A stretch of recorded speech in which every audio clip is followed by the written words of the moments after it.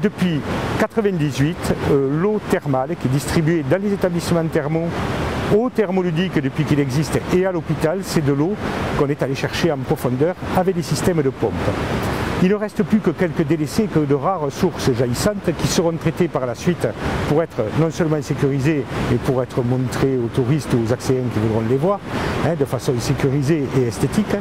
Mais l'eau maintenant est garantie en qualité et en sécurité au niveau des volumes aussi de sa distribution. Tout marche même par fibre optique, tout est relié. En temps et en heure, même à la minute, on peut avoir sur les ordinateurs et les écrans, savoir les volumes qui sont distribués aux uns et aux autres. Maintenant, nous allons nous attaquer à l'établissement thermal du Tesch, qui est le grand paquebot du thermalisme. Plus de 4000 curistes à lui seul, donc le gros de la troupe des curistes.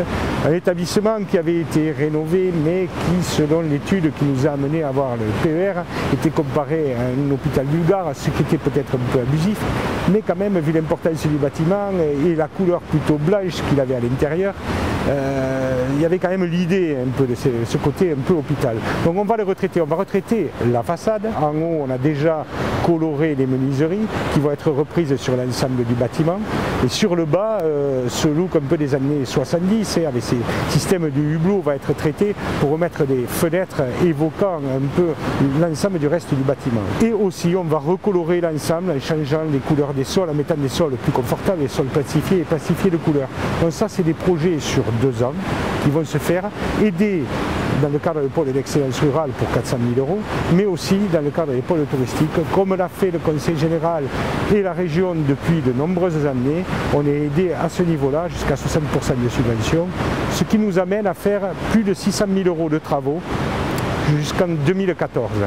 Et ensuite, nous passerons à une phase ultérieure au traitement du 3e et 4e étage avec des possibilités d'hébergement intégré, un peu comme la résidence du Grand Tétra, mais un peu ça au niveau du Tesch, avec bien sûr moins d'appartements, mais quelques-uns quand même, comme l'était cet hôtel du Tesch à l'époque.